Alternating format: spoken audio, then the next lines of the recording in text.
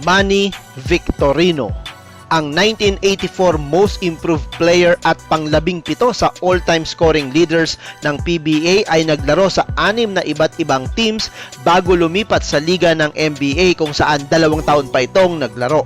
Isa si Manny sa mga pinakamahuhusay na sentro ng PBA noong 80s na pantapat naman kina Fernandez at Gidaben. 1999 nang tuluyan na itong magretiro at isa rin sa mga retired PBA players na namalagi nasa Amerika. Mahigit isang dekada na rin po itong nagtatrabaho at nakatira sa New Jersey, USA. Ano ang nagpa-say yes sa'yo sa basketball? Kasi syempre nung sinabi lang sa'yo, oy meron kang may height ka, no? Pero ano ang nag-say yes sa'yo? Bakit ka nag-yes doon sa basketball? Ang laro mo talaga football, tapos sabi mo rin na feeling mo hindi mo naman din tingin mo no, na wala kang laro doon. Hindi ko rin alam kung ano mangyayari sa akin. Siguro mag-aaral ako doon. Ako pa naman ang tao na hindi talaga nagko-concentrate sa pag-aaral. Gusto ko laro ng laro. Kaya siguro binigay din ni Lord sa akin yung pagiging malalaro ng basketball dahil very playful ako. Gusto ko laro ng laro, takbo ng takbo. Ginagawa mo, enjoy na enjoy ka. Di ba? Correct. Ako nga parang, hindi ako, sa totoo lang pag naglaro ng basketball, parang hindi ako napapagod. Tama. Sarap, enjoy na enjoy ako. Basta kapagod mo mag-aaral. Hindi ko akalain na mangyayari sa akin yun na mapasama ako sa mga barkada ba, ng mga bata nung araw, gano'n. So ako. At that time, akala ko okay lang, pero nararamdaman ko parang nawawala ako sa sport. Isa yan daan para malayo ang mga kabataan sa mga bisyo. Kasi hindi biro-biro mag-player. Isipin mo pa naging player ka. Pag magaling ka malalaro ng basketball, kung anumang sports ang papasukin mo, na talagang kikita ka talaga ng maganda. Siyempre sa panahon ngayon, kaysa magtrabaho ka sa opisina, na naisip mo maging basketball player ka kung meron kang skill. Kasi napakalaki pong kita ang maglaro ng basketball. Yung pagbabasketball ba, ginagawa mo na talaga siya pagkabata pa? Sa mga hindi pa ako nakakaalam, ibig sabihin na pwede ko maglaro sa professional league. Nararamdaman ko, yung bang nafe-feel ko din. Nung nando kami sa Araneta, hindi ko akalain na yung time nila 1981, makapaglaro ko sa Araneta Coliseum, panoorin ako ng mga tao, lumipas ang panahon, doon na kami nag-champion. So, kinuha na ngayon nila ako. Tapos maliit ka pa no sa 7-footer. Oo, sobra. Sabi ko nga sa'yo, nandun pa lang kami sa half court, binabox out na yung mga 7-footer. Pagka nakatigil ako ng isang araw, parang may kulang sa buhay ko. Kailangan ensayo ko, kondisyon talaga. Everyday yun. Pero sa aking kakayahan, alam ko na kakayanin ko yung paglalaro. Kaya ko maglaro, kaya kong umiscore, kaya kong makatulong sa team. Pero katulad yan sinabi ko sa'yo, kailangan from the guard, forwards, center, kailangan talagang solid kayo. Ika nga meron na kayong pagsasama na kilala nyo na isa't isa, kung paano kayo mag-a-adjust sa isa't isa, sa coaching staff. Parang nahirapan ako dahil unang-una, pagpalit-palit ng coach, yung mga player, hindi magkasundo, about dun sa yung kumpulan ba, na ibig ang na-learning experience ko na pag hindi kayo solid, kung may pagkukulang at hindi nyo na-solve yung ang pagkakamali ninyo, hindi kayo makakarating doon sa gusto nyo puntahan ng championship. So, ang retirement ng isang basketball player, wala namang limit kung kailan mo gusto mag-retire or meron din? May limit. May limit kasi yung unang-una yung edad Tsaka number 1. Or depende yan sa personal mo na gusto mo ay ayoko na. Huwag po kayo makakalimot na tumawag sa taas dahil siya po ang lahat sa ating buhay. Hindi po tayo makakatayo without Him. Wala tayo sa mundong ito kung wala po siya. Kaya sa kanya po natin ibigay ang lahat. At ang the rest, siya po ang bahala mag-ayos ang ating pong pamumuhay sa araw-araw na buhay natin. Dahil hindi po natin alam kung ano ang bukas. Pero si Lord, alam niya kung ano ang bukas sa ating buhay. At noong April 2025, sa pagdiriwang ng ika-50th anniversary ng PBA, formal na kinilala si Manny Victorino bilang isa sa 50 greatest players in PBA history. Isang parangal na nararapat para sa isang player na nagbigay ng kulay at excitement sa liga sa loob ng halos 2 dekada. Kaya naman sa mga nakapanood sa kanya, hindi makakalimutan ang kanyang lakas, bilis at ang tatak na slot man sa bawat laro. Kung si Kareem Abdul-Jabbar ay may skyhook, si Manny ay may sariling version na tinawag ng mga commentators noon na sweeping hook. Ginagamit niya ang kanyang mahabang galamay para itirang bola sa gitna ng lane. Halos hindi ito mablock dahil sa taas ng release point at sa bilis ng kanyang footwork. Kayo mga kabasketball, ano ang pinakamahalagang alaala nyo kay Manny Victorino? I-comment nyo na yan sa ibaba. Huwag kalimutang i-like ang ating video at mag-subscribe para sa marami pang kwentong basketball classics. Welcome to Outbox, Thinking Outside the Box podcast, the show where meaningful conversations come to life. I'm your host, Mikael, and I believe in the power of dialogue, the strength of conviction, and the magic of connection. In this series, we bring you a wide range of guests who share their stories, perspectives, and experiences. Our aim is to connect on a deeper level and explore the valuable insights that emerge from these conversations. So join us on this journey, and together, let's discover the beauty in the art of conversation. This is Outbox, Thinking Outside the Box podcast, where the world comes together, one talk at a time.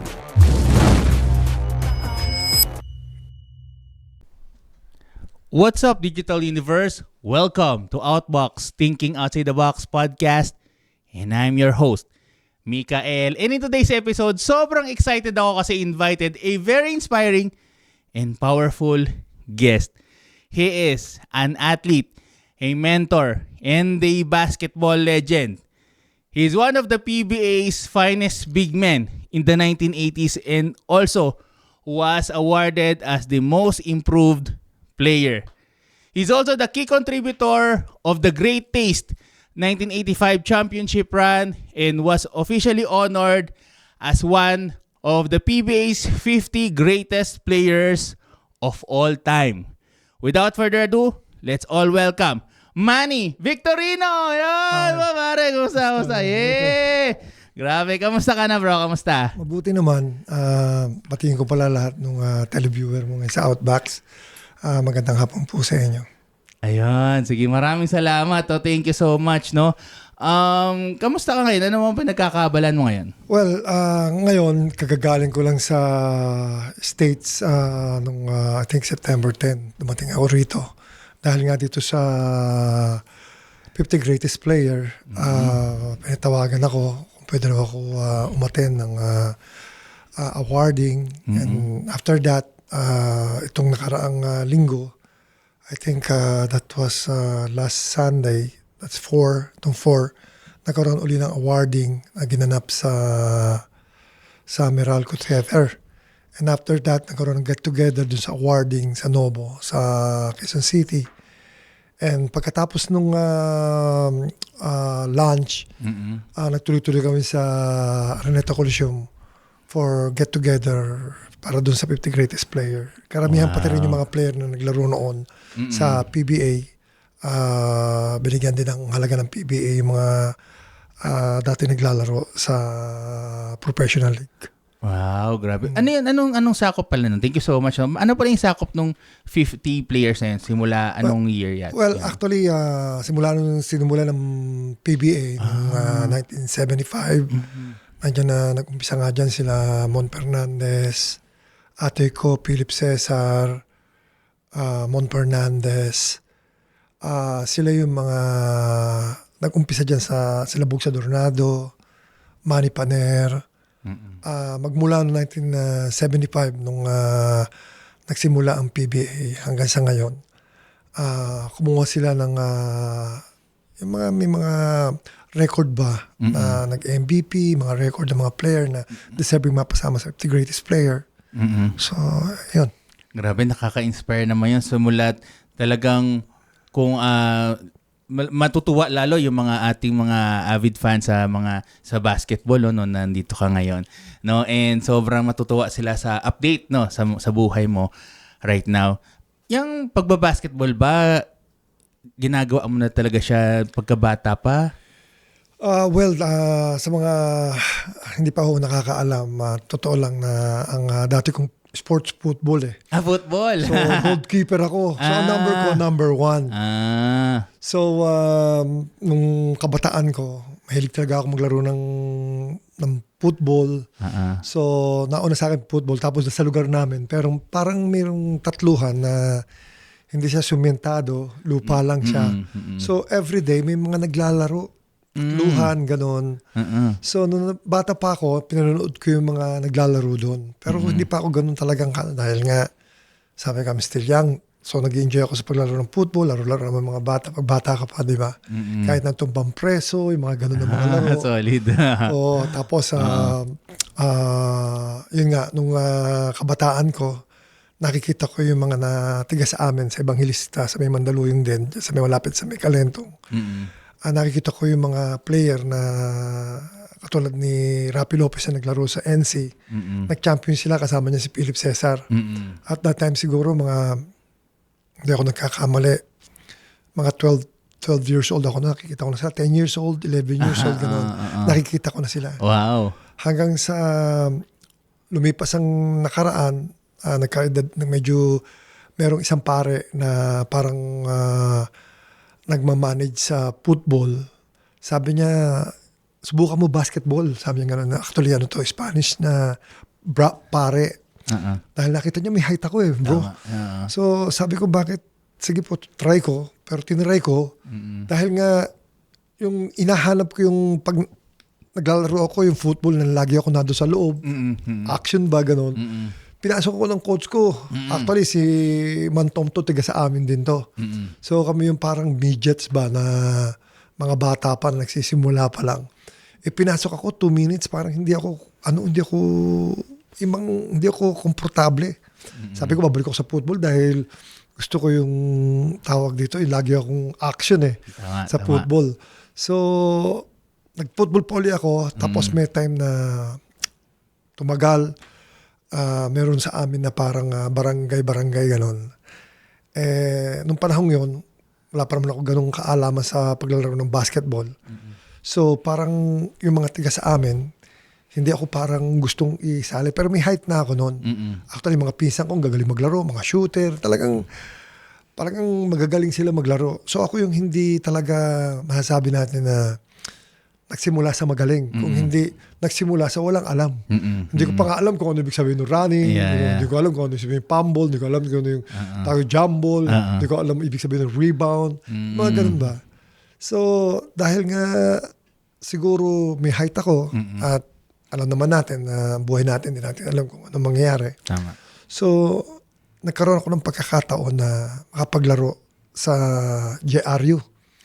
So, merong isang athletic moderator. Ang pangalan niya Mr. Asistio. Mr. Asistio, ang apelido niya. Siya yung parang malalay sa akin. Sabi niya, Manny, bakit hindi mo subukan maglaro sa JRU? Ang JRU ng JRC yun Sabi ko, sige po, tatry ko. JRU sa Mandaluyong. Sa Mandaluyong Boulevard. Yeah. Tapos sabi ni Mr. Asistio, sige mag-try ka dyan. So, ang coach pa namin yung si Kabusaw dun sa junior. So, sa madalit sabi, parang nandun na yung feeling ko ba na maglaro ako ng basketball, napapasama ako sa junior, gano'n. So, may time na, sa totoo lang, ito yung totoong nangyari niyan.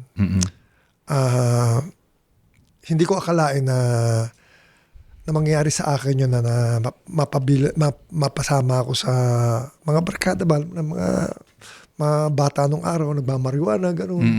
So, nagmariwana ako. At that time, akala ko okay lang, pero nararamdaman ko parang nawawala ako sa sport. And at that time, siguro mga ilang taon ako nun. Mga 14, 15, gano'n. Parang nawawala ako dun sa basketball hanggang sa nawala ako sa basketball, bumarkada ako. Tapos hanggang sa... During yan, nung nakapasok ka na sa JRU. Sa JRU. So, junior ako. So, natigil ako sa paglalaro. Actually, na-rehab nga ako dahil nga sabi ko sa kapatid ko na i-rehab mo ako. Yung eldest sister ko. Close ko yun And then, pumasok ako sa Dare, Darn. Ayan, tapos, paglabas ko, ang pagsubok dumating na naman, bumarkada na naman ako, so bumalik na naman ako. So, yun lang. Ang tingin kong nakasagip sa akin ang Panginoon dahil nag-pray na ako dahil hirap na talaga ako sa buhay ko noon. Hirap na hirap ako sa buhay ko kaya nag-pray ako kay Lord. Sabi ko, Lord, tulungan mo ako. Hindi ko kaya to. Sabi ko gano'n sa kanya. Ano kami. So, yung time na yun, nagsimulang na bago ang buhay ko. Pinuntahan ulit ako ni Mr. Asisio dahil hindi siya gumigive up. So, saka yung uncle ko, na Chumario ko, kapatid ng nanay ko. Parang ginabayan ako. In the same time, siyempre sila ginamit ni Lord para maging maayos ang buhay ko. So, nag-aral ako sa GRU uli. Magmula noon, nawala sa akin ng sigarilyo, nawala sa akin ng barkada. So, nag-concentrate ako sa pagbabasketball. Ando na rin yung pag-aaral ko. Everyday pumapasok ako. Hanggang sa lumapit si Mr. Asisio sa coach namin, si Kiko Kalilan. Siya yung coach ng GRU na ngayon, na nagpa-champion kay Philip Cesar. Ang time nila Philip Cesar, David Cesar, Rapi Lopez, yung mga yan. Siya yung nagpa-champion. So, ang nangyari noon, nag-residence ako. So, habang nag-iinsayo sila, hindi ako nagkakamali, si Javier ang sentro nila noon. So, wala akong ginagawa sa dito sa Dumblao, sa Show Boulevard, nag-iinsayo yung GR noon. Wala akong ginawa kundi sumasama ako sa kanila, takbo ko ng takbo, bato ko ng bato ng bola habang nag-iinsayo sila. So, for 1 year, na-develop yung skill ko. Nagkaroon ako ng lakas. Yun na, kasama na rin yung practice ko everyday, early in the morning. Nagja-jogging ako. Gising ako ng mga 4 o'clock. Nasa kalye na ako. Tinatakbo ko siguro, ang tinatakbo ko mula Mandaluyong hanggang Green Hills. Yung Green Hills na iniikot ko yung mga 1 oras akong tumatakbo. Everyday yun ang routine ng life ko. Takbo ng takbo. Tapos, naglaro ko sa NC noon. NCAA. NCAA. So, medyo nakikita nila, mabilis akong tumakbo. Dahil nga siguro yan. Pag jogging ko ng early in the morning, lahat na-develop yung skill ko, bumibilis ako. So, hanggang doon, nakalaban namin ng Lasal na sa kabataan ko, di ko akalain makakapaglaro ako na kasama itong mga magagaling na malalaro ng NCAA. Inabot ko dyan si Steve Watson, si Pris Gaston, si Chito Loizaga, JB Yango. Yan yung mga yan inabot ko na nung tumilipas ang panahon, nakikita siguro na medyo may skill ako, may potential sa height ko. So napasama ako sa RPUT, kinuha ko ng RPUT. RPUT ano yung sa Brazil, World Youth Basketball. World Youth, okay. Pero napabiling ako doon sa kupunan na yon, naging residence ako. Naglaro kami sa Brazil. Alam mo naman, pag nasa world ka, mga kalaban mo, mga 7-footer. So, kulang tayo sa height, sa madalit sabi. Kulang tayo sa height. Kulang ka pa siya sa height. Kulang pa sa height. Dahil mga kalaban mo, mga 7-footer eh. Anong height na mga yun? Mga ako, 6'5 ako eh. 6'5 so, naglalaro ko yung time na yung mga 6'5 na, 6'4, 6'5 na. Nasa ganun ka na nung during that time, okay. Dahil nga, nakita nila na may potential ako dun sa GRU. So, kinuha na ngayon nila ako. Tapos maliit ka pa nun sa 7-footer. Oo, sobra. Sabi ko nga sa'yo, nandun pa lang kami sa half court, binabox out na yung mga 7-footer. Sabi ko, ayaw ng pababae na ang lalaki. So, ako naman, naging residence ako doon. So, just in case naman merong accidenting player, nakaantabay lang kami. Si Ray Lazaro, kasama ko yan. As a, tawag dito, yung bang residence. Just in case may mangyari sa ibang player, kami yung papalit. So it's experience na just imagine na sa pagkabata ko na nakita ko na yung blessing nandyan di ba? Yung makapapunta ka sa ibang bansa. First time ko nakapunta nun sa Brazil. Sakay ako ng aeroplano, sama ko yung mga player. And masaya ako dahil first time ko, siyempre, it's an experience. Sipin mo sa dami-dami ng pupuntahan ko, sa Brazil ako nakapunta. Napasyalan ko ang magandang... All expense paid lahat yun. All expense. Oh, wow. Ang manager namin noon si Dicini. Talagang tapos naka-check-in kami sa hotel. Matandaan ko anong hotel to, pero it was long time ago. Pero maganda yung samahan doon. Tapos si Cotillas, siya ng tawag dito, ang parang trainer namin early in the morning. Pag nasa Rizal Memorial kami, nag-iisayo kami dyan. Ayun, magkakasama kami. Tapos, after that, habang naglalaro ko sa GRU, senior na ako. So, may lumalapit na sa akin.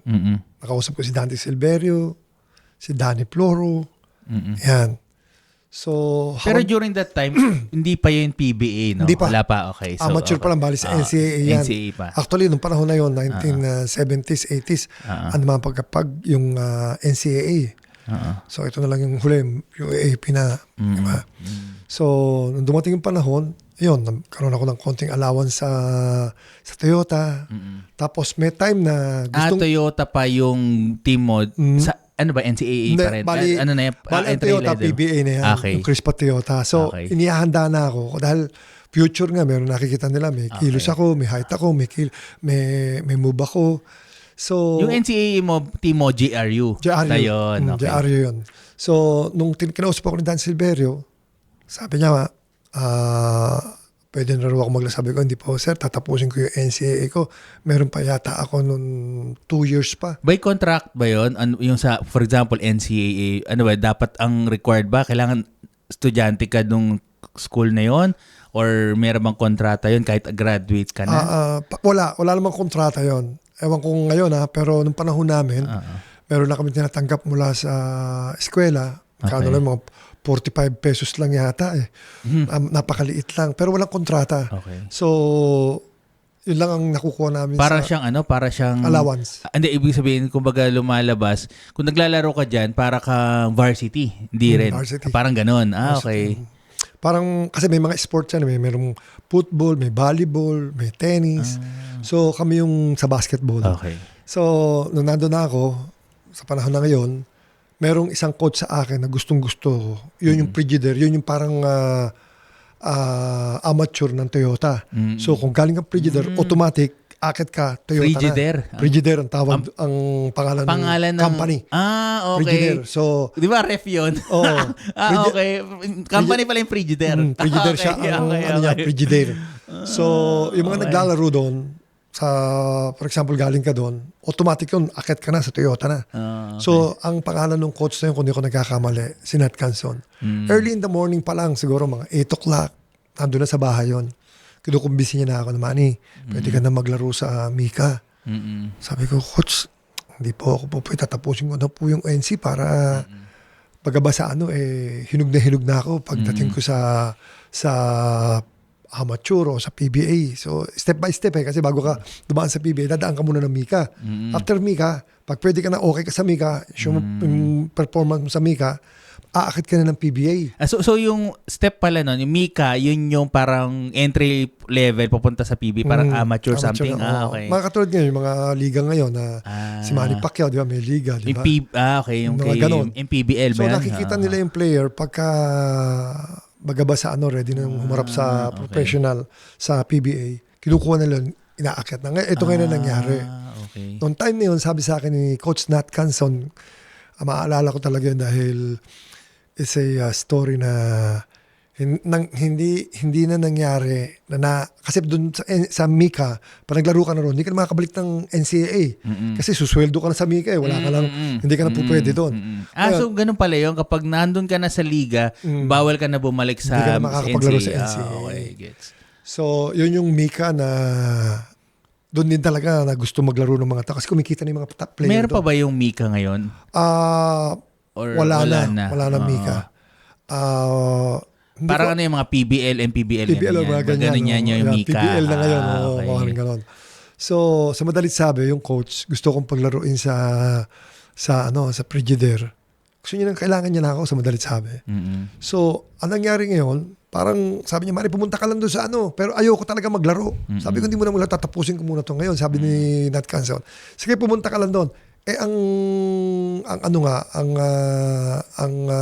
sitwasyon doon, pagka naglaro ka sa Mika, hindi ka na makakapabalik sa NCAA. So, pagdating ko doon, sa dugout, may laro akong Frigidaire. Magnood lang daw ako. Binigyan ako ng uniforme. Dahil sa ganun ng solid. kabataan ko, sige, laro ka lang. Kaya ako man, tontuwa ako dahil iniisip ko rin ako, baka hindi na ako makabalik sa NCAA. Pero parang napilitan na rin ako dahil sa kagawa-gawa ng kabataan ko. So, nagsuot ako ng uniforme. Pinapasok lang ako doon.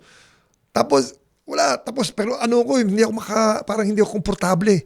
Tapos ngayon, nung natapos yun, kinausap ko si Mr. Asistio sa sitwasyon na yon. So, nag-decide si Mr. Asistio at saka yun din namin na yung din ng GRU, si Mr. Baltasar na ipaglaban yung case ko. So, ako lang yung amateur na nakapaglaro sa NCAA, nakapaglaro sa nakakita sa Frigidaire. I think nakapaglaro yata ako for minute para lang masabi na nakapaglaro ako doon. Na nakabalik ko rin ako ng NCAA. So sa madalit sabi, nakabalik ako ng NCAA. So nung natapos yung sitwasyon na yun, nakabalik ako sa NCAA, So swerte daw ako dahil ako lang daw bukod tama na naglaro sa Mika tapos nakapaglaro ulit, nakabalik sa NCAA. So sa madalit sabi, tinapos ko yung 4 years ko sa GRU. Okay. So habang tumatagal, eto na ngayon. Pero isang team na kumausap sa akin. Actually, kinausap na ako ni Danny Floro. Ayun, ganun pa rin. Parang, sige bata, pagka kaya mo na, sa amin ka na maglalaro, ganun. Sabi ni Danny Floro. Sa Chris pa to. So, after that, kinausap naman ako ni... Tapos, nung habang wala ako sa, wala NCAA, naglalaro ako, kinukumbida ako sa larong labas, ganun. Si Danny Florencio, kinukumbida ako, sinasama ako sa Pampanga, naglalaro ako, ganun. Tapos, may time na matatapos na ako sa 4 years kong paglalaro sa NCAA. Kinausap ako ng manager ng Great Taste. Ito yung si Mr. Gotao. So, nung time na yon, medyo ready na ako dahil bago umakyat ng Great Taste, naglaro ako sa Presto. Ano rin ng Great Taste yan parang company ng Great Taste, Presto So, Presto. naglaro ako under Jimmy Mariano. So, si Jimmy Mariano, parang ako at si Joel Banal, kasi naglaro na kami sa amateur, nakita na may kilos ako. Kinausap na ako ni Mr. Gotao na pwede na ako umakyat ng PBA. Sabay ko na si Jimmy Mariano. Magkasabay kami aakyat. Sila Joel Banal. Nakasama ko yan, Joel Banal, Joey Marquez. Naglalaro na si Joey Marquez. Retualo. Saka yung Kambal, sa Di Guzman. Nakasama ko yan sa Great Taste. Pero Presto muna, tapos akyat na ako. So, nung kalagitnaan na nung conference, kasi mayroong, ang PBA kasi may third conference na tinatawag First conference, second conference, third conference. Nakapasok ako, third conference. Second conference. So, naiwanan ko na itong first conference. Ngayon, sa Mythical 5, nandun pa rin ang pangalan ko, Poke Alor, ako, yung mga iba pang player na pumasok nung kasagsagan pero late na ako dahil second na ako dumating Second conference na. So, si Cho Season, na-start niya yung first conference hanggang natapos niya. So, kaya ang naging rookie, actually, nakausap ko nga si Cho Season, sabi niya, kung si Manny na umpisahan niya yung una, maring ako maging rookie of the year. Kailangan pala makompleto mo muna. Oo, kasi yung... Kahit nasa kalagitnaan, kahit ano ka. Yung mga record mo dapat yung rebound mo, yung scoring mo, di ba? So, kailangan makita mga... So, sa madalit sabi, dahil nga nauna si Cho Season, nakausap ko na si Cho Season, sabi niya nga, kung naumpisa mo yung first conference, maaaring ikaw ang maging rookie of the year noong time na yun, 1981. So, sayang nasa kalagitnaan ka na pala nagsimula. Nag-start na ako noon. Oo. So, lumipas 1981, 82, talagang ito yung sitwasyon na talagang sa panaginip. Pero nakikita ko na yung sarili ko din na ibig sabihin na pwede ko maglaro sa professional league. Nararamdaman ko yung bang nafe-feel ko din. Nung nando kami sa Araneta, hindi ko akalain na yung time nila 1981, makapaglaro ko sa Araneta Coliseum, panoorin ako ng mga tao. Lumipas ang panahon na 1981, 82, 83, 84, doon na kami nag-champion.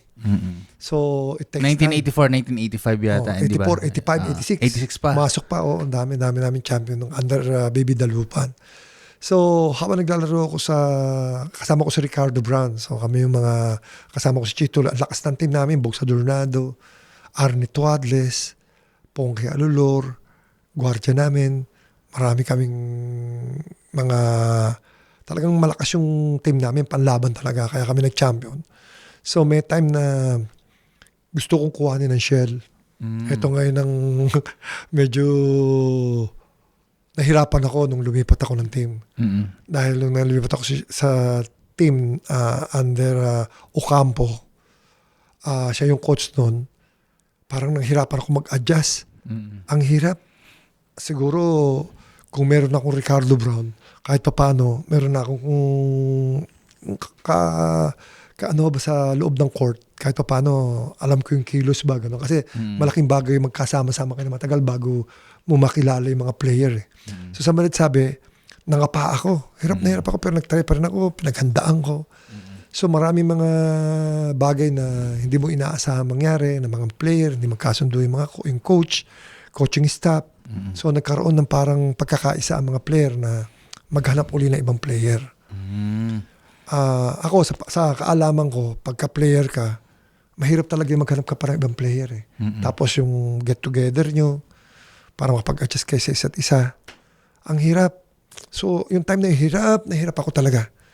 Talagang yung performance ko. Pero sa aking kakayahan, alam ko na kakayanin ko yung paglalaro. Kaya kong maglaro, kaya kong umiscore, kaya kong makatulong sa team. Pero katulad yan sinabi ko sa'yo, kailangan from the guard, forwards, center, kailangan talagang solid kayo. Ika nga, meron na kayong pagsasama na kilala nyo na isa't isa, kung paano kayo mag-a-adjust sa isa't isa, sa coaching staffs. Ayun. So, nawala si Ed Ocampo dahil sa kagustuhan nga ng mga player, napalitan na, management din. So, pumalit si Jolie pa. Yung time na yun, siyempre mahirap nga talaga yung ganyan na mag-a-adjust ka. Jolie pa sa mga player sa coach. Parang hirap na hirap talaga yung team namin. Pero dahil nga si Jolie pa, magaling din na coach si Jolie pa. No doubt, talagang magaling talaga na coach dahil diyan ko nakita kung paano dumiskarte talaga yung magaling na coach kay Jolie pa. May magaling din sila, si Baby Dalupan kasi napag-champion naman ng team yan. Si Jimmy Mariano, magaling din yan. Si Dante Silverio, magaling din yan. Pero si Jolie pa, talagang scientific yung ano niya, the way na ipasok niya ang isang player. Kaya babasahin ka niya. Kasi malalaman niya kung nire-respeto mo siya being a coach, na kahit iupo ka niya, kahit gumagawa ka, iupo ka niya, titignan niya kung ano yung being inside the field, kung ano yung nararamdaman mo pagka ganong klaseng yung negative thinking ba. So, ibalabas ka niya, kahit sentro ka, ilalabas ka, sabay-sabay ka, ilalabas kayo. Tapos, actually nangyari to nung laban namin. Kung ibabalik natin yung laban namin ng Shell. Great Taste. Kasi nakalaban namin sila. Ang lakas nila nun. Si Philip Cesar, Atuico, yung mga yan, Pabiosa, si Ricardo Brown, Alang Kaidik. Ang lakas nila nun. Kalaban namin sila. Doon napansin ko na si Coach Jolie pa, ang galing mag-coach, scientific talagang. Yung the way na i-handle niya yung player, talagang 100% na magsasama kayo talaga na ilalaban mo yung team dahil the way na itratuhin ka ng coach. I would say na isa siya sa magaling na coach na alam ko. Respetado. Saka, yun nga, talagang magaling kasi nag-coach pa sa amateur yan, di ba? So, siya yung talagang kaya nagkaroon kami ng 7 straight win noon sa Shell because of Jolie pa. So kalaban nyo na yan, Great Taste versus Shell. Yan. So, nagkaroon naman ng problema. Alam mo naman mga intriga sa professional league. Nag-uusap kami ni Coach Jolie pa about money, ano ang plano mo. So, naging tapat naman ako kay Coach. Sabi ko, Coach, kung ano ang gusto ninyo, kasi ako naman kako-coach, alam niyo naman, wala naman akong problema. Sabi ko gano'n, kung gusto niyo ako, okay lang. Kung hindi naman po, meron naman kukuha sa akin ng mga team. Sabi ko gano'n sa kanya. So, damat sabi, yun na nangyari, dumating ngayon na eto na naman. Nagdesisyon na sila na para kasi nga masyado anong intriga sa basketball. So, nagkaroon ng desisyon ng company na humanap uli ng ibang coach. Alam ko na talagang mahihirapan talaga dahil mahirap. So, sa madalit sabi, kinausap ako ng manager namin, si Charlie Pabis. O Manny, sa palagay mo, sinong coach ang tingin mo na pwede nating, asahan para magkaroon tayo ng magandang pagsasama. At hindi ko man sinasabi na hindi maganda makisama. Katulad nga sinabi ko sa'yo, iba yung diskarte ni Coach Julie pagka yung time niya. Yung mga ibang player, parang, alam mo na, hindi nila makuha. Kasi ako, bro, talagang, honestly speaking, pagka nararamdaman ko na meron akong problema, tumatawag na ako kay Lord.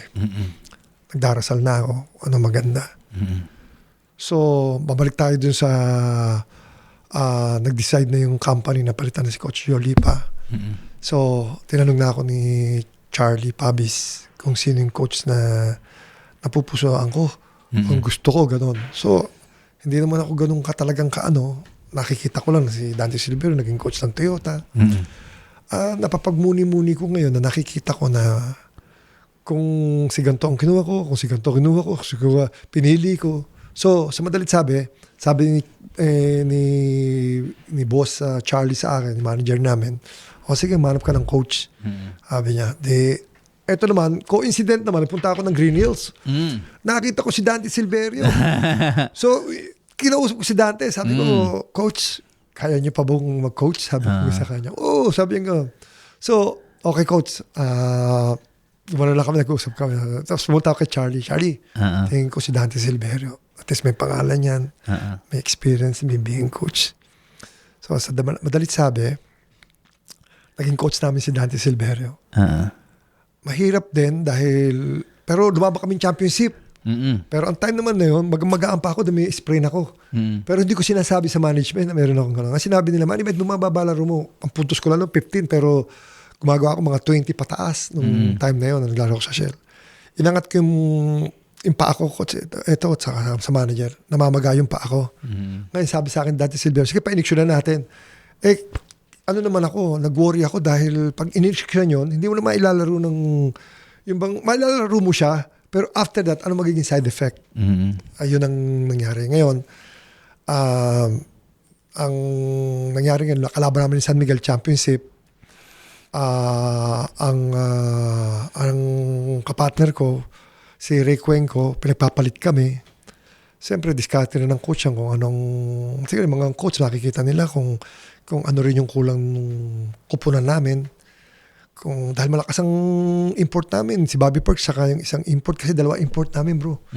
So, ang lakas ng team namin. Kaya lang dahil nga, siyempre, talagang ganyan ang basketball di ba? Matututo ka sa mga pagkakamali mo. Tama. Hanggang sa, eto na naman ang sitwasyon. Tinanong ako ni Dante Silverio. Sabi niya, Manny, magkano ang hihingi mo sa Shell? Ganun. So sa akin, siyempre, hindi ko masasabihin sa kanya kung ano yung plano ko. So sabi ko, bakit tinanong ako ng gano'n? Sabi ko, so sa madalit sabi, parang hirap ako sa Shell. Parang there's something wrong. Actually, hindi ako. Pero naging most improve ako nung time na yun, nung nandun ako sa Shell.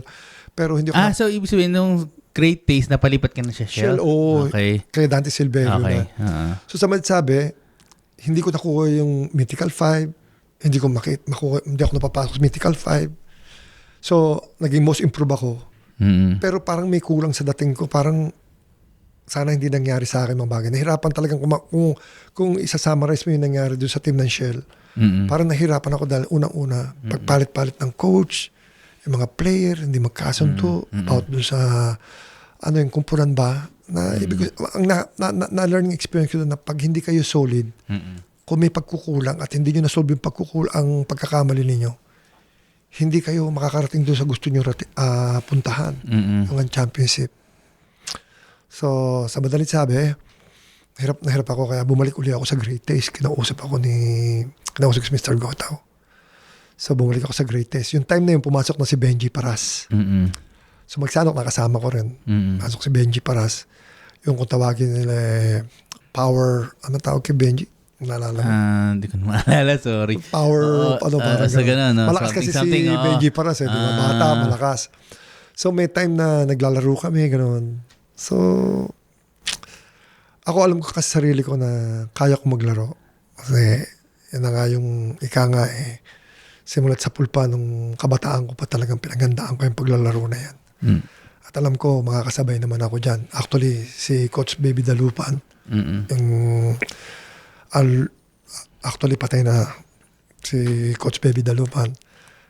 Ginagawa ni Coach Baby Dalupan na pinatao sa akin mga Amerikano. So, ako naman, pinaghahandaan ko sarili ko kahit na malakas talaga mga Amerikano, diba? Pagka-import, di ba? Iba yung dating nila pagka naglalaro. So,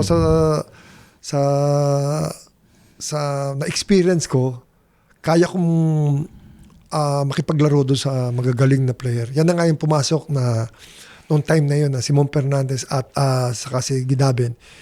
Hindi kami pwedeng pagsamahin sa isang team. Kasama na rin si Yoyoy Villamin. So, 4 kami.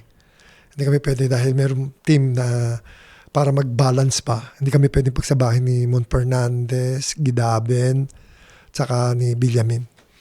Dahil nga sa estilo namin, saka sa height namin, yung lakas namin. So, ginawaan ng bawat kupunan na mabalanse. Yun na yun. So, naglaro kami sa Greatest. Nakasama ko si Alan Kaidik, si Arnie Tuadles, Abby King. Nag-champion kami sa 1990. Kalaban namin noon na Pure Foods. So, yun. Nagsimula doon. Lumipas ang panahon, meron naman lumapit sa akin.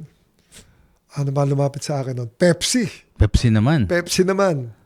Nung time na yun, nagkamali din ako kasi nung time na yun, wala akong manager. Wala akong advisor, wala akong lawyer. So, sa akin sarili, lumipat na naman ako.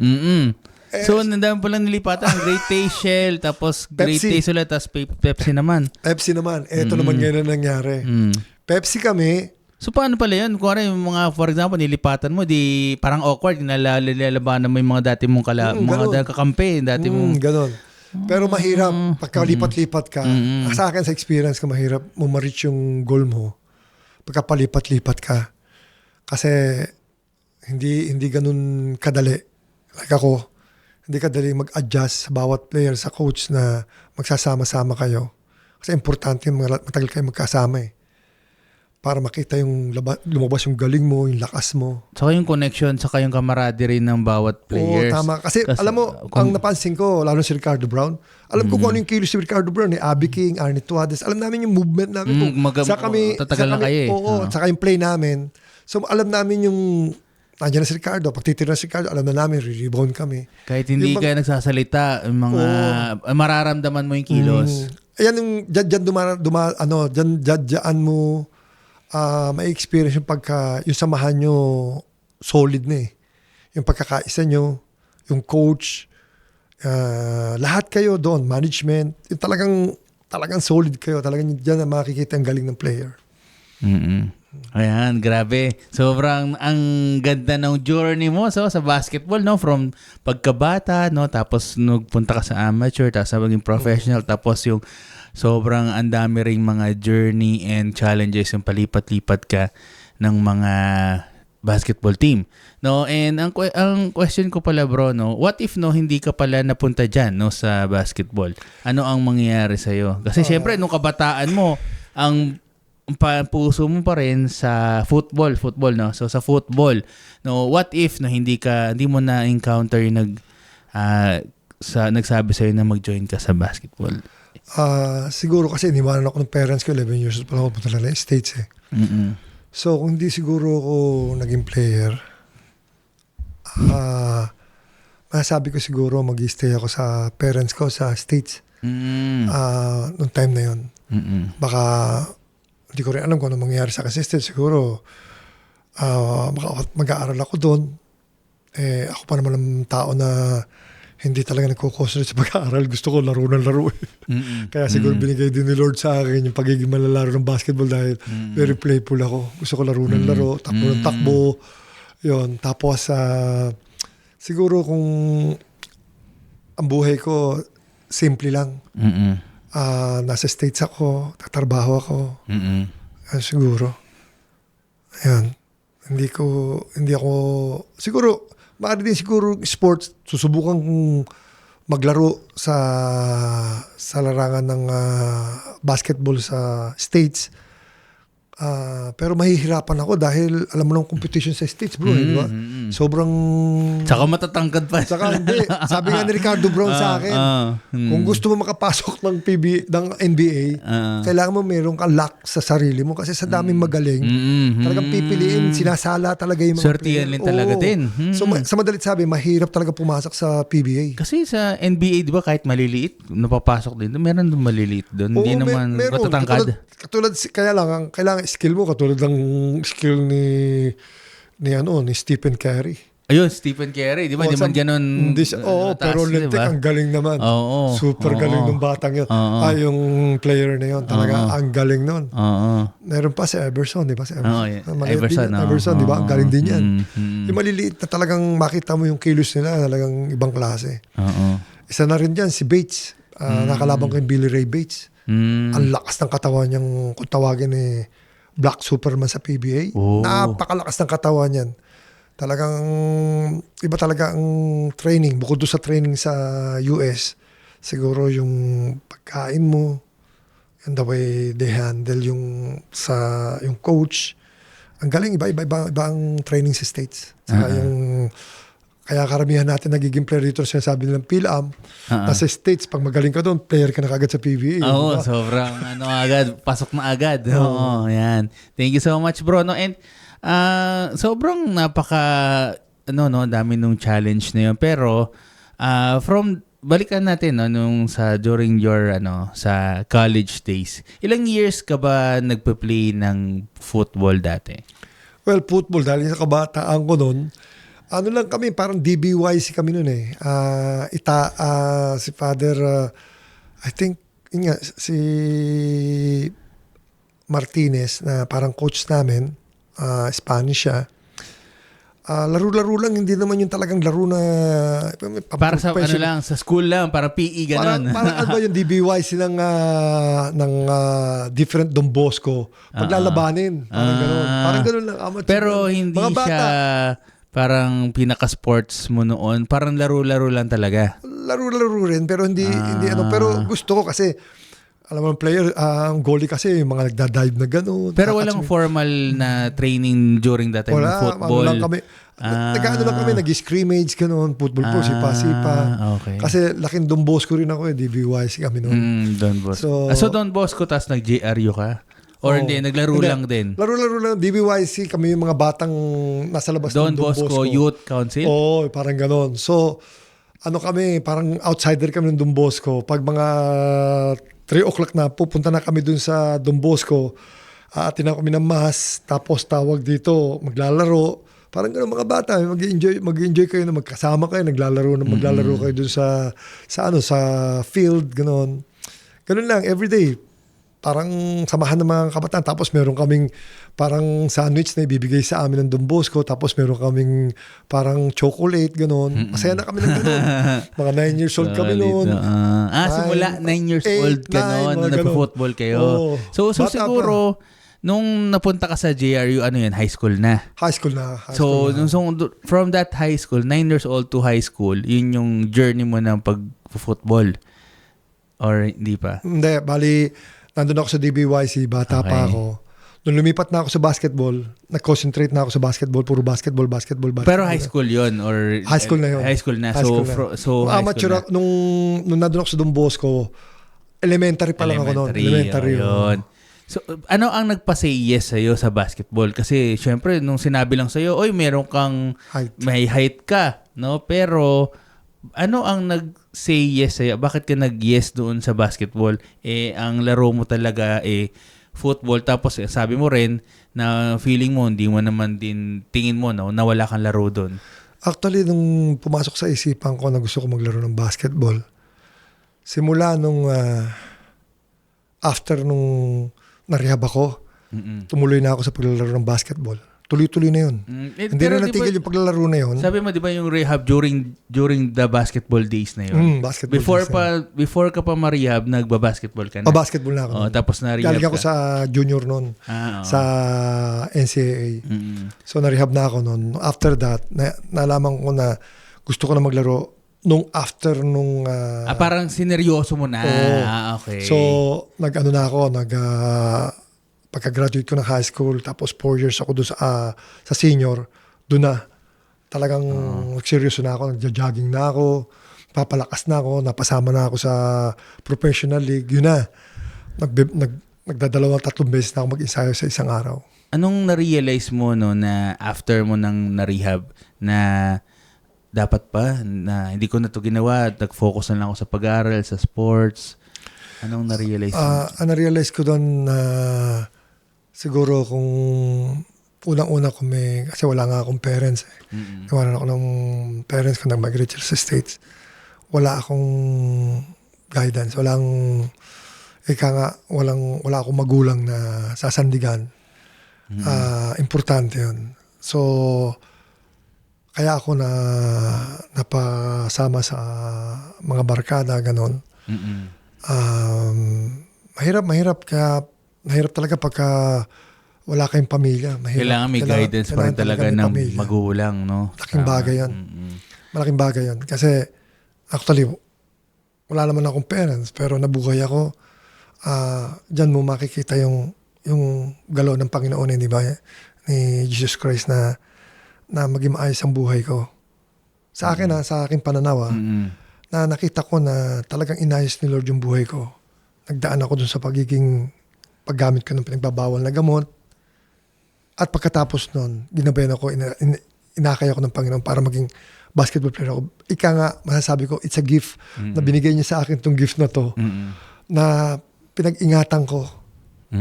Siyempre, may mga challenge na dumarating sa buhay. Wala namang perfectong tao. Andiyan pa rin yung mamalis ka, balik ka uli sa kanya, tapos maging maayos ang buhay mo. Ganun ba? Okay. Thank you so much, bro. Ilan ba kayo magkakapatid? 5 kami. 5. Panganay ako. Panganay ka. Pangatlo ko sa lalaki. Pero may 2 akong kapatid na babae na panganay sa akin. Yung ate Helen ko, ate Elena ko, tapos ako. Bali, panggitna ako. Okay. Si June at si Alex. Bagitna ako, bali. So tatlo kayong mga lalaki, Oo, 2 dalawang babae. babae, oo. So kamusta naman sila? Ano mga pinagkakabalan? Yung kapatid kong lahat kami, bali na-migrate na sa States, American citizen na. So, yung sister ko, yung ate Helen ko, nasa Santa Cruz siya ngayon. Kasama niya yung may bahay niya, si Ernel Lamar. Saka yung mga anak niya kasi nasa States na rin ngayon. Nasa ibang bansa na. So, dinadalaw na lang siya. Pa-time din na nandito lang sila, pero mas gusto ng sister ko, nandito na siya nag-retire eh. Pero pwede rin silang bumalik ng States. Yung kapatid ko namang Elena, nasa States, nandun siya ngayon sa New Jersey. Yung kapatid kong 2, si June at si Alex, nasa New Jersey yung isa sa Jersey City. Buhay nila doon, mga kapatid ko, tracking sila, pero yung isang kapatid ko retired na. Yung bunso namin, nagta-tracking siya. Yung pangalawa sa panganay, teacher siya pero retired na rin. Sister ko doon sa panganay namin, retired na rin. Nandito nga siya sa Santa Cruz, Laguna. That yung iba, retired na, tapos yung iba nasa States na. Lahat sila nasa States, pero ako at saka yung kapatid ko, ate Helen ko, nandito na siya ngayon dahil may karamdaman nga yung kapatid ko. So, dito siya nag-stay dahil feeling ng mga anak niya at saka kami na lumalakas siya rito sa Pilipinas eh.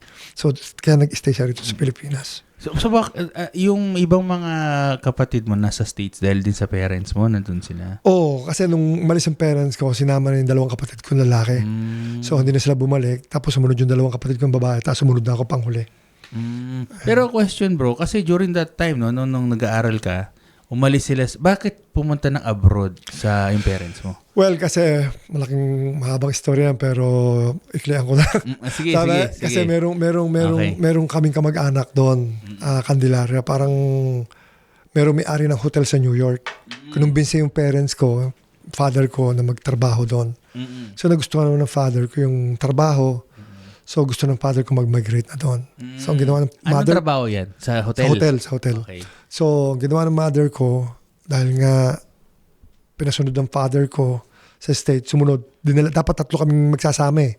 So iniwanan ako ng nanay ko para kasama ko yung 2 kapatid kong babae. So sinama niya yung 2 kapatid ko na bunso, si June at si Alex. So pagkatapos sumunod yung 2 kapatid ko, pagkatapos sumunod naman ako. Ganun nangyari. So na-migrate ang mother ko tsaka yung father ko sa States. Nung uuwi na ang mother ko ay nang payagan ng tatay ko. So nag-stay na sila sa States for good. Oh, pero sumunod ka for travel lang or di ka naman tumira doon, di ba? Tumira ako doon ng 7 months. Pero 7 months lang. Yung time na Okay. yon, talagang gusto ko maglaro ng basketball Oh, yun, Sabi ko sa nanay ko, babalik ako. Gusto ko maglaro sa PBA. Yan na yung nasa Mika ka.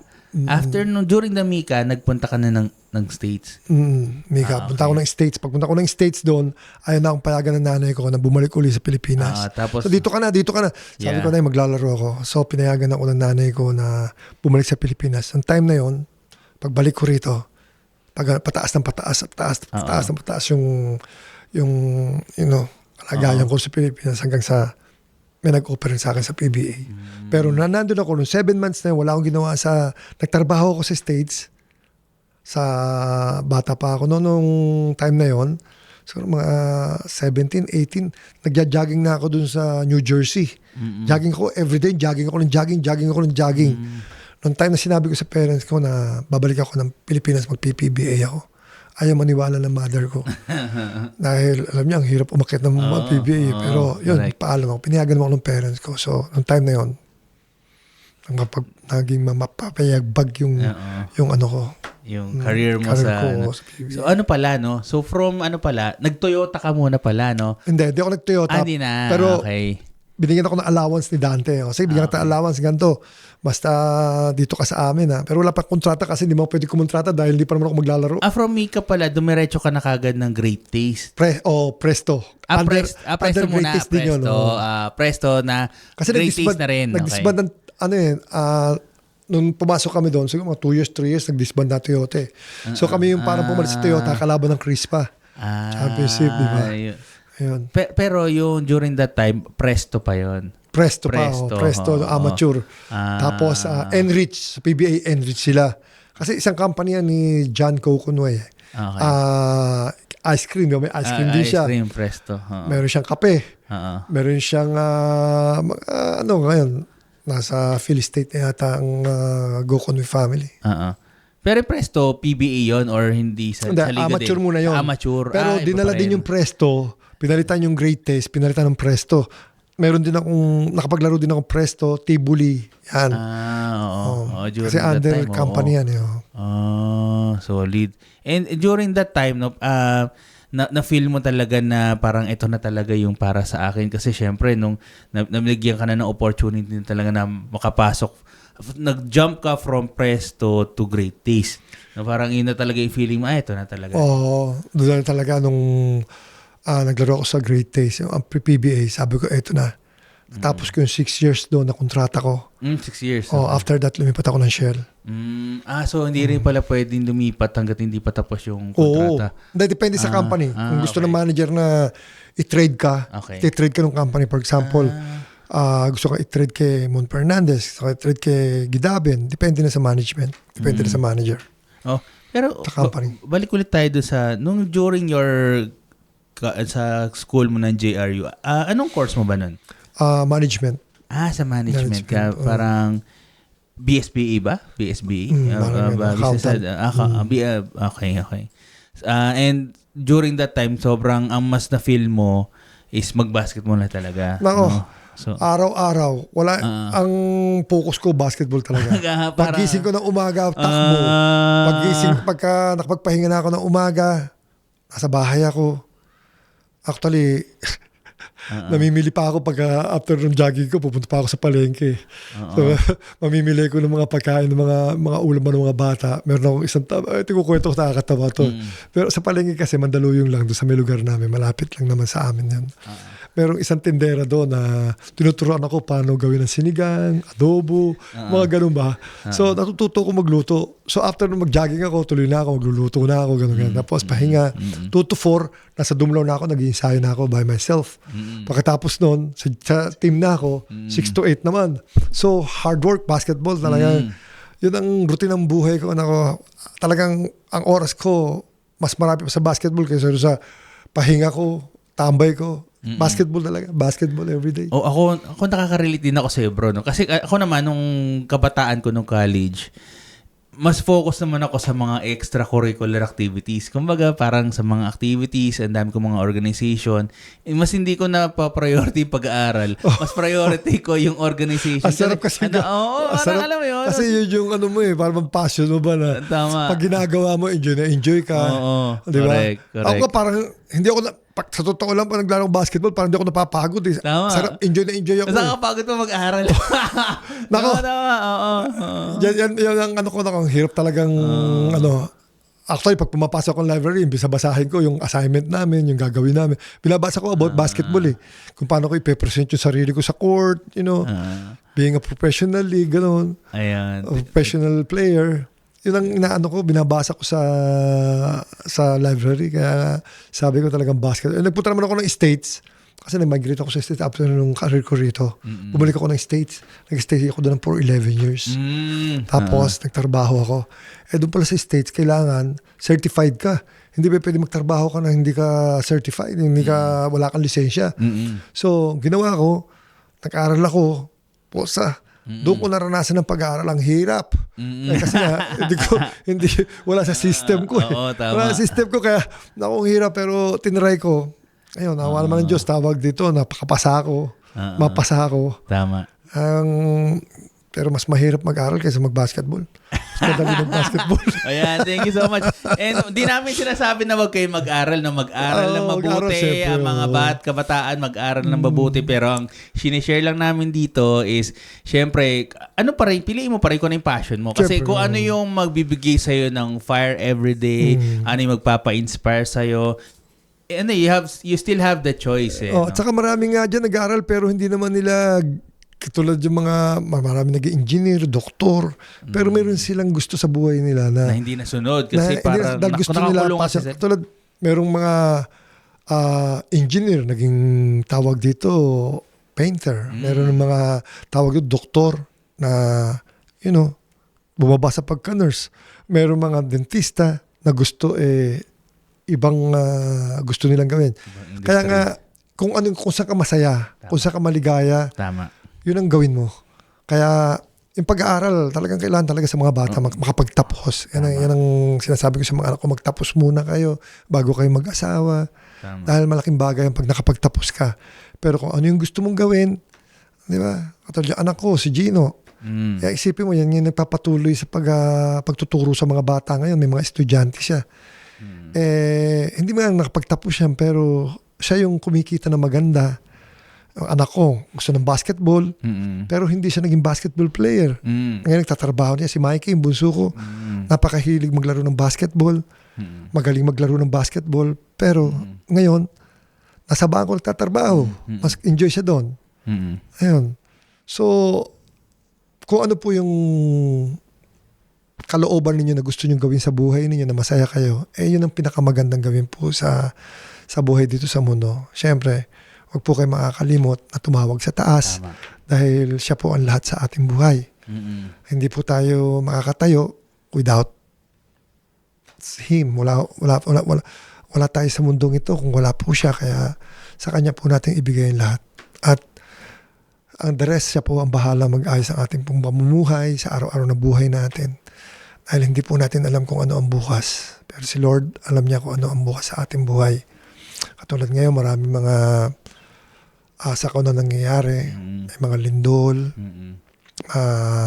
Kung sa ngayon, mga buong Pilipinas ngayon, wag po kayo matakot. Manalig po kayo sa Panginoon. Hindi po tayo pababayaan ng Panginoon. At sinabi nga ni Lord, kumapit lang kayo at hindi kayo mapapahamak. Mention niyo lang po ang pangalan ng Panginoon, hindi kayo mapapahamak. At kumapit lang po tayo sa Kanya, hindi tayo mapapahamak. Isipin niyo po, sa tagal-tagal po ng talaga sa mundong ito, wala po akong mga magulang na nagpalaki po sa akin. Pero po, ginabayan po ako ng Panginoon hanggang sa ako po ay maging player. Binigay niya po ako ng gift. At naging strong po ako sa panahon na. Ngayon, nakita niyo naman po, 67 na po ako sa December 30. Uy, hindi halata Batang-bata pa din. 67 na po ako because of pagdarasal po, pananalig ko po sa Kanya. Hanggang ngayon po ay nabubuhay pa po ako. Kaya po wala pong imposible sa Panginoon. Basta keep on praying. Faith po natin. Tama. Praise God. Thank you Siya so po much. lahat. Maraming salamat, bro. No? And, yung, ngayon, di ba, you have kids. Ilan ba yung mga anak mo ngayon? Ano Bali- ba mga profession nila? Bali, meron akong 4 na anak. 4. Okay. Ang panganay ko si Ria.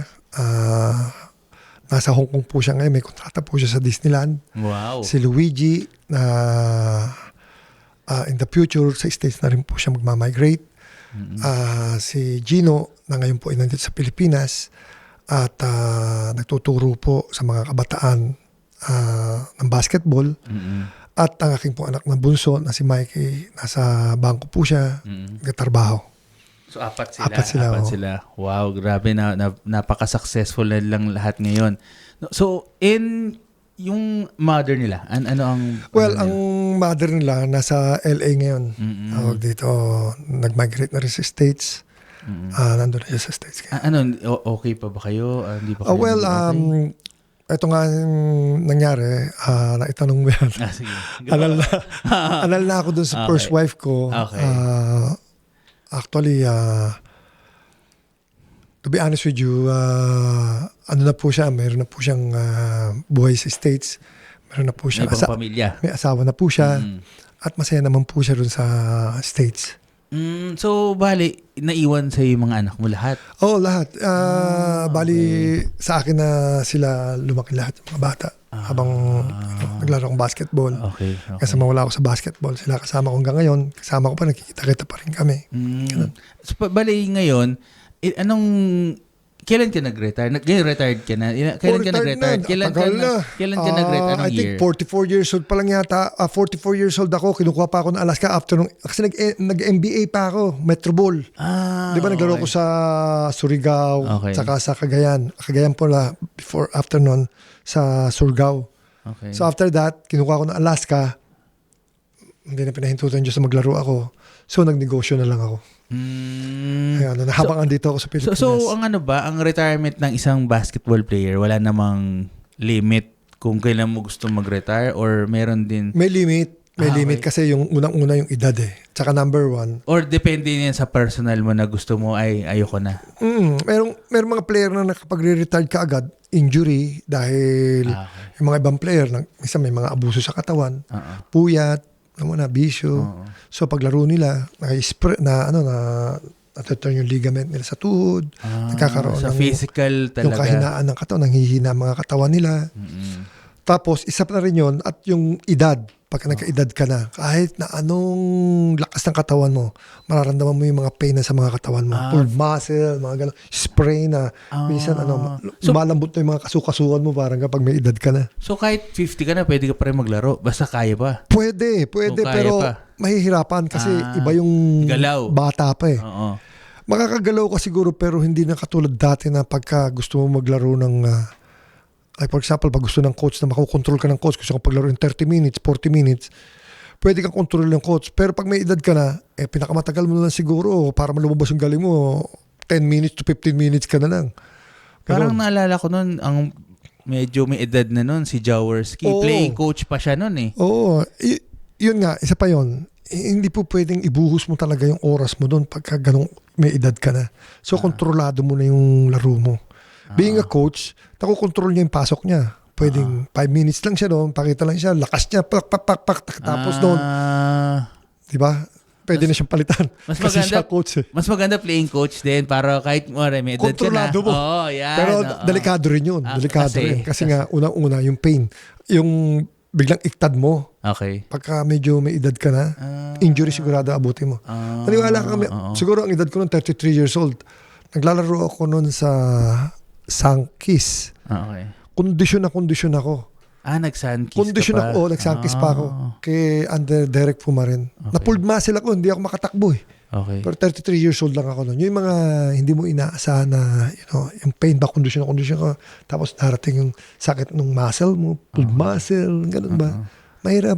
Hindi ganun kadali. Pag may edad ka na, talagang mawawala ka sa basketball. Ano talaga, tatawagin ka talaga pag nandyan na talaga kasi di una sa galaw, no, pangalawa din sa Strength. yung strength din, no, siyempre yung physical attributes talaga ng katawan natin. Hindi na talaga pang basketball, nagde-deteriorate na talaga. Kahit siya? na medyo bata pa. Yung dati mong ginagawa, tulad ako noon, ang takbo ko noon, saka yung iktad ko, okay lang eh. Pero yung ngayon, kahit kondisyon ako, kondisyon na 100% yung kondisyon ko, konting iktad ko ng pack sprain. Kasi mahihina na yung mga kasukasuhan mo. Dahil may edad na. So talaga sa edad talaga Kahit na-deteriorate. mo sa NBA, 30 years old pa lang, parang matanda na sa kanila. Di ba, nagre-retire na sila. Okay. Di ba? Si Lebron lang talaga ang medyo matatag-tatag ngayon.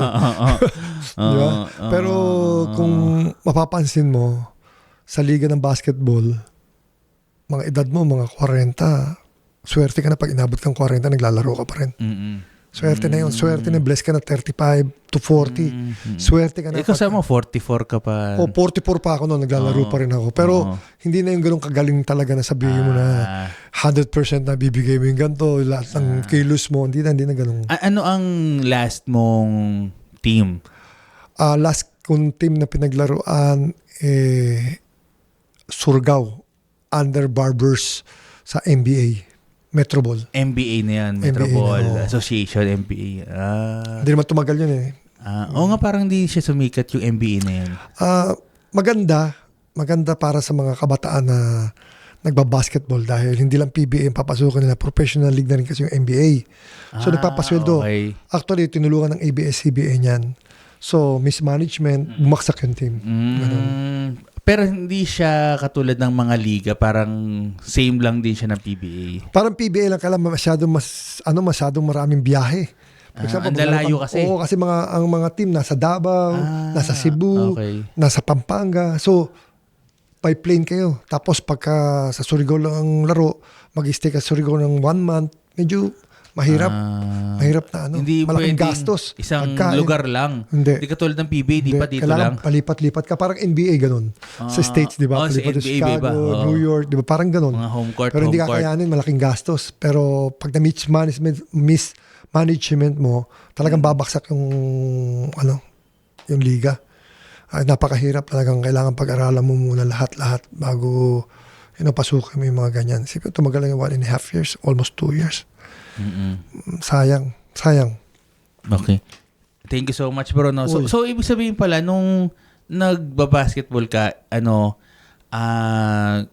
nangyari yan at gumaling ka through experience. Hindi ka nagkaroon ng mga, di ba sa panahon ngayon, mayroon ng mga mga parang inaaral, or training, sa'yo, more of experience. Sa akin, sarili ko lang. Kunyari kung paano ko sasaluhin yung bola.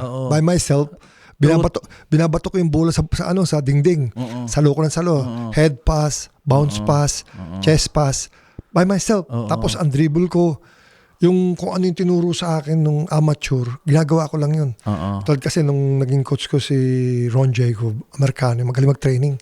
So, doon ko nalaman yung paano ka mag-handle ng ball, paano ka mag-training, para gumaling ka mag-dribble. Yun. Tapos, yun, yung Amerikano yun, talagang maganda mag-training din. So, doon ako natuto. So, ginagawa ko na lang yung araw-araw. Nag-undergo ka rin ng parang professional training din. Before ka pumasok sa PBA. Oo, kasi nung RP Men's ako, under Ron Jacob, actually, pinamamalaan ni Boss Danding Kuangko. Yung NCC. Siguro, nabalitaan mo yun. Nung sila, naglaro dyan, sila Samboy Lim, Hector Calma, si Alang Kaidik, yan yung mga naglaro dyan sa NCC.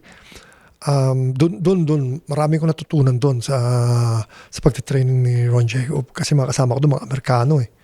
So, parang training ground ko yun para malaman ko yung basic about, paano ka matutong mag-dribble. Tapos, paano kang makondisyon mo yung sarili mo. Doon sa time na yun, under Ron Jacob. Wow. Kaya pala, napagsama mo yung training mo plus yung experience. Kasi, so, advantage din ba kapag as a basketball player, nag-umpisa nung kabataan? Hindi ba pwede na, for example, ako, gusto ko mag-basketball, wala naman akong background sa basketball, pero parang feeling ko naman, gusto ko maging basketball player. Hindi Di ba ganun pwede ganun yun? Hindi ganun kadali. Kailangan bata ka pa lang. Okay. Naglalaro ka na ng basketball. Okay. Katulad doon katulad sino mo tong golfer na to? Si Tiger Woods. Bata pa lang yun. Palo na yun. Okay. So, nailagay niya yung sa system niya na gano'n na siya. Bata, Yung sanay move na niya. sanay. Gano'n din ang basketball. Hindi pwede na, for example, nagsimula, Tanda ka na, para mahirap. 20 years old. For example, 20 years old, yan ang simula. Hindi Mahirap. pwede. Mahirap Dapat na. bata ka pala. Mga Bata. pinakamaganda siguro, ang hilig ng bata siguro nasa 10 years old. Hilig ng basketball yan. 10 years old. Pataas. Diyan na. Madidevelop yung... Kasi yung training po malaking bagay eh. Katulad yung mga napapanood nila dun sa mga player na gumaling. Na katulad ni John Morant. Ang lakas tumalon. Si Stephen Curry. Si LeBron James. So ngayon, nakikita na po natin kung paano gumaling ang isang tao at lumakas tumalon, kung paano mapamalagaan nila, mga pangangatawan nila, kung paano lumayo sa anumang bagay na hindi dapat na gawin, napapalakas nila yung katawan nila. So ngayon maganda ho kasi napapag-aralan na lahat. Napapag-aralan, nakikita kung paano tumataas, gumagaling ang shooting, lumalakas ang katawan, napapag-aralan na lahat. So tingin mo yung mga basketball player ngayon, walang from something na career nila to basketball player, walang ganun. Talagang magsisimula ka. So tingin mo lahat ng mga magagaling ngayon nagsimula sila sa bata pa lang. So katulad yung mga yon, may mga tatay yon, dating basketball player. Tinitrain sila bata pa lang. Tinitrain sila, pinalalakas hanggang sa mahinog. And just like any other sports, din ganun din dapat sa simula pagkabata. Okay, galing naman. Talagang bagay yun. Tsaka, siyempre, yun nga, talagang para sa'yo. Tama. So, minsan sinasabi natin, ako sana, akin na to, sana ganito. Hindi po yun. Talagang kung ano pa lang po yung para sa inyo ho yun. Kaya bibigay kasi sa huwag inyo. mo ring ipilit kung hindi naman pala para sa yun. Hindi yan. Talagang given, ibibigay naman sa iyo ni Lord yan kung talagang you deserve it na mapasa iyo yan eh. Tama. Diba? Yes, thank you so much, bro. So yun, sa mga kabataan na gustong maging basketball player someday, simula pa lang ngayon, kailangan mag-practice na kayo and be consistent to it. Kailangan galingan mo pa lang simula pagkabata. At saka hindi. Pangarap mo maging basketball player. Saka hindi kailangan talaga committed ka. Hindi po pwedeng bukas, tsaka na lang.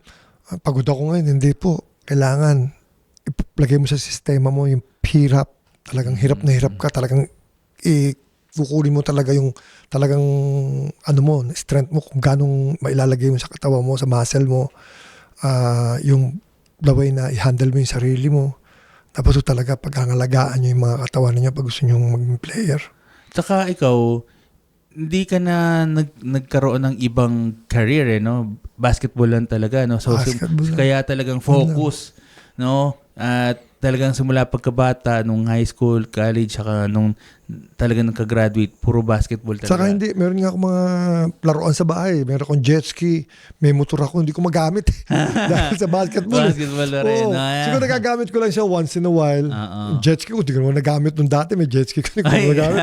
Dahil nga, yung basketball ko ba, kasi mag-umpisa ka na umaga. Tapos 2 to 4, nasa 6 to. Paano pa magagamit yun? Araw-araw yun. Halos buong araw din, saka hindi, pagka nakatigil ako ng isang araw, parang may kulang sa buhay ko. Kailangan ensayo ko, kondisyon talaga.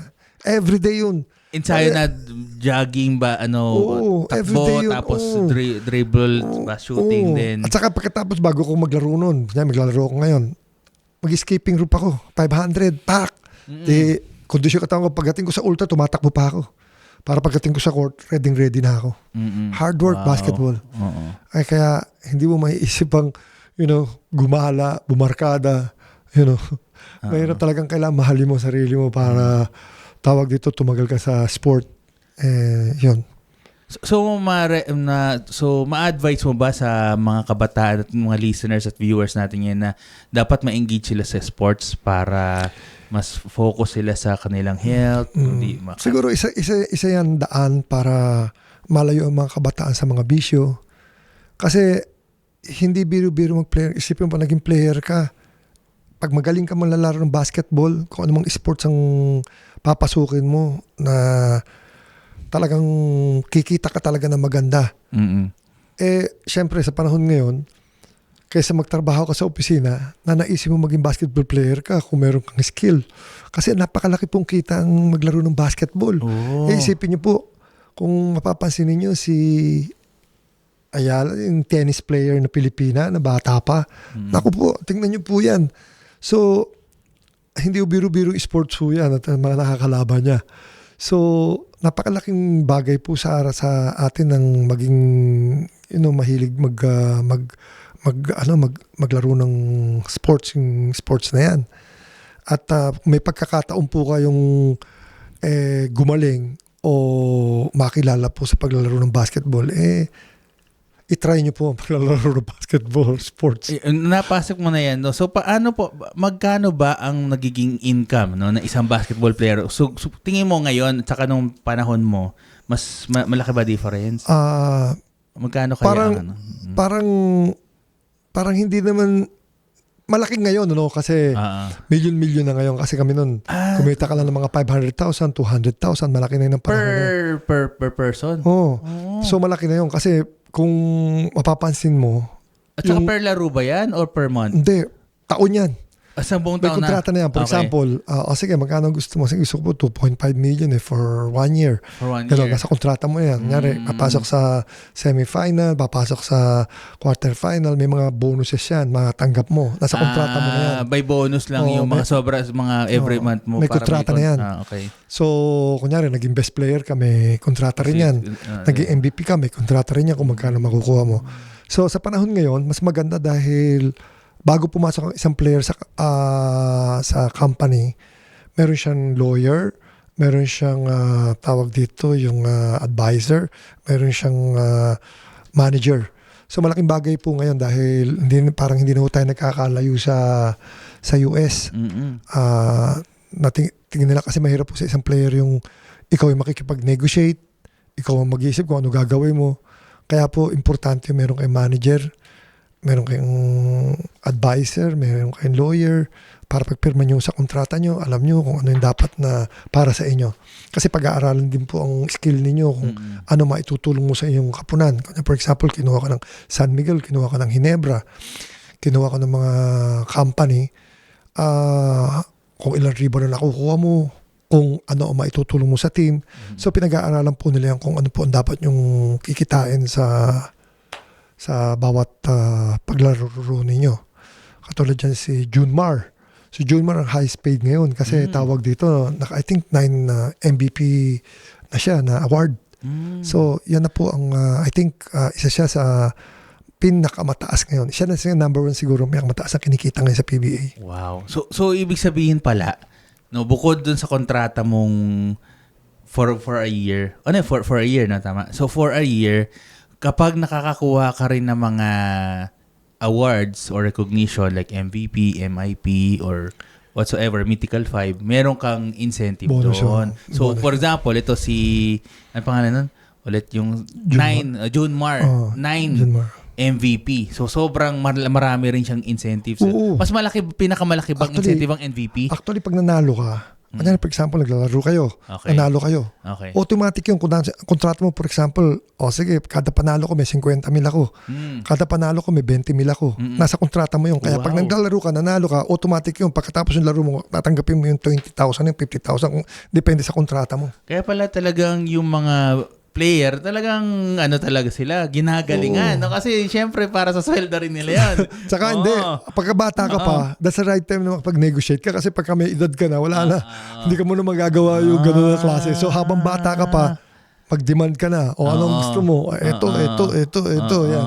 Ibibigay naman sa iyo pag gusto ka ng company. Dahil meron kang skill, meron kang galing. Talagang napakagandang career din pala maging isang basketball player. Sobrang, lalo na pag ikaw ay, syempre deserve mo yun kasi kung ikaw ay talagang napakagaling na basketball player. Kumikita ka na, masaya ka pa. Tama. Di ba? Saka hindi, matutulungan mo pa yung pamilya mo. Isipin mo kung sino mo sa pamilya mo ang gusto mong tulungan, kung kailangan ng financial, kaya mong tulungan. O makakatulong ka sa mga tao na nangangailangan, di ba? Tama, tapos sikat ka pa, di ba? Oo. Di ba? Kasi, kumbaga, yung pagiging isang basketball player, kinikerry mo rin yung brand ng team. Di ba? No, kaya advantage din eh. Kanya may dala kang, for example, pag magaling naman lalaro ka, minsan na libre pa yung sasakyan mo. Gamitin mo lang yung sasakyan. Pakita mo sa mga tao may sasakyan ka. Commercial mo sila. Libre yun. Depende sa kontrata mo. For example, shirt. Kanya Benz. Kunyari, meron kang artista ka. Meron kang tawag dito, kilala ka. Sikat ka. Magsuot ka lang ng t-shirt. May libre ka ng t-shirt, libre sapatos, libre pantalon, sumusweldo ka pa. Na-advertise ba? Nike, di ba? Isipin mo, si Michael Jordan, di ba? Ang laki ng kinita sa Nike niya, di ba? Sarili na siyang brand doon, may produkto na siya kagad. Kahit retired na siya, meron pa rin siyang laking bagay, di ba? Isipin mo yung pagka magaling ka manlalaro ng basketball. Kaya napakalaking bagay pagka meron kang skill na gano'n. Tama. Thank you so much, bro. No? So, and question ko, di ba sabi mo nung nag-retire ka, nagnegosyo ka na. Anong negosyo mo right now? Well, ang negosyo ko noon, nung panahon na nag-retired ako, naging CEO po ako ng isang company. Ito po yung tinatawag na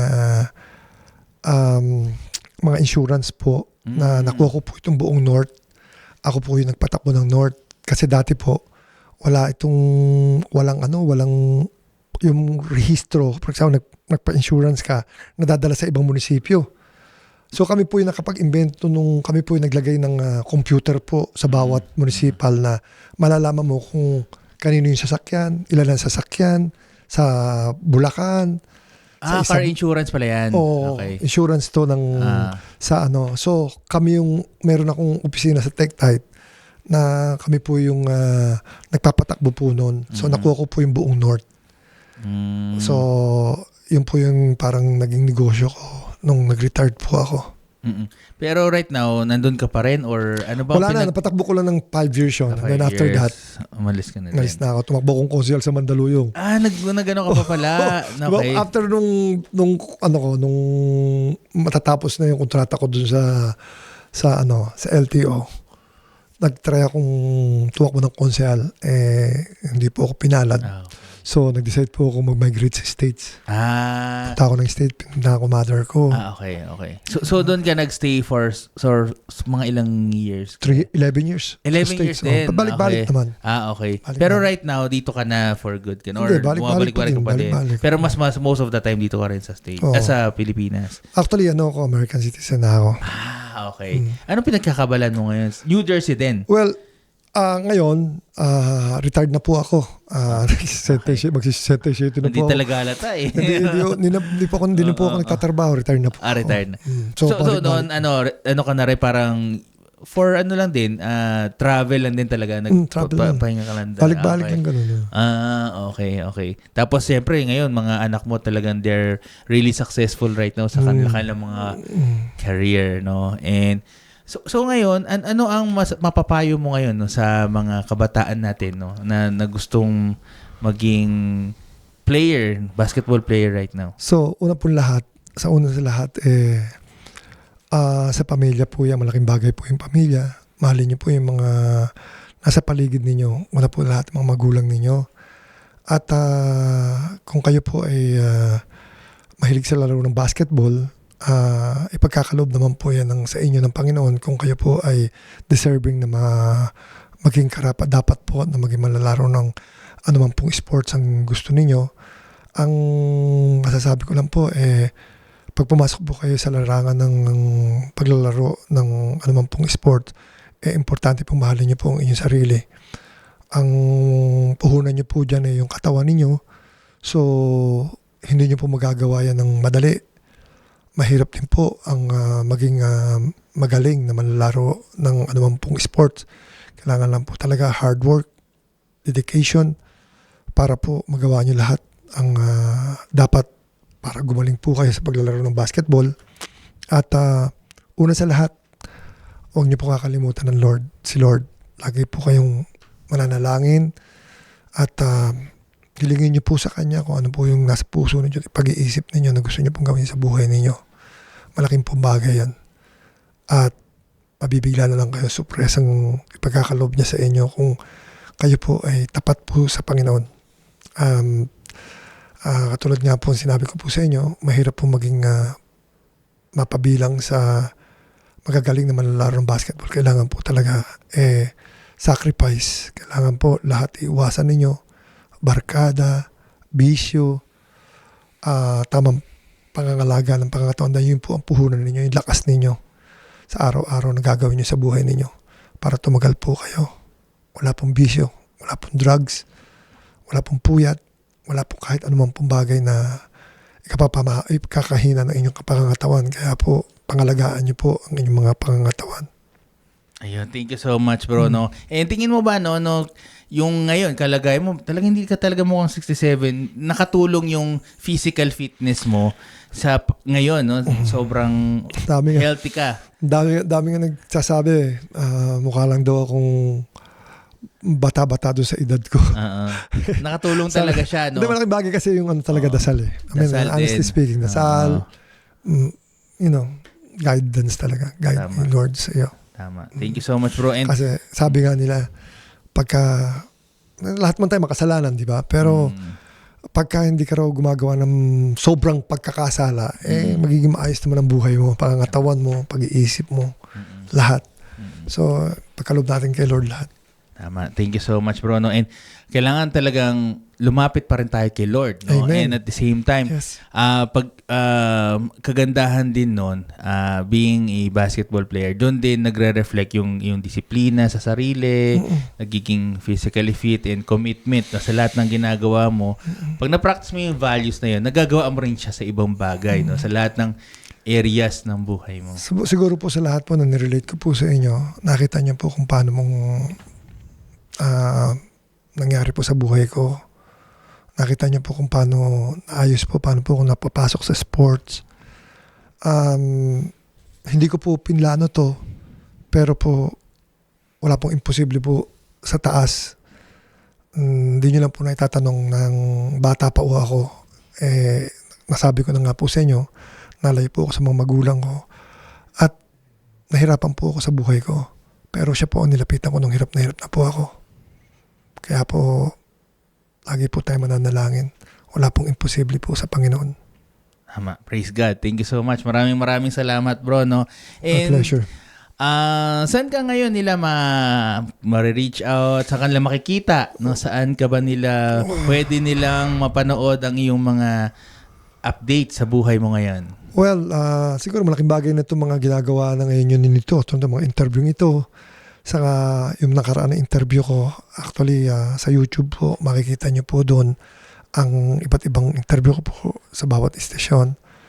At lagi naman din man po ako sa bahay, minsan lumalabas. Ganun po. At ngayon, madalas po ako sa States din. Madalas din po ako sa Pilipinas. So, yun. Okay, thank you so much. And search nyo lang din, no? Manny Victorino, marami nang lalabas, no? Sa Facebook, sa YouTube, at sa lahat ng social media platforms. And ayun, maraming salamat, bro. And again, it's a very pleasure, no, na you said yes, no, to this podcast. Sa makakatulong dahil maganda po yung nangyari po sa buhay ko. Talagang patotoo po ito. Ayan, maraming salamat. Thank you so much. Maraming salamat. Thank you so much. Thank you. And thank you so much sa mga viewers and listeners natin ngayon. If you found value in this episode, please follow, subscribe, comment, like, and share. And click that notification bell para updated ka sa mga bagong upload natin on YouTube, Spotify, TikTok, Facebook, Instagram, LinkedIn, and Threads. Marami pa tayong pag-uusapan sa mga susunod na episode. This is Outbox, Thinking Outside the Box Podcast. where the world comes together, one talk at a time. See you in our next episode. Thank you so much. Yon. Thank you so much. Maraming salamat. Yon. Thank you. Yan.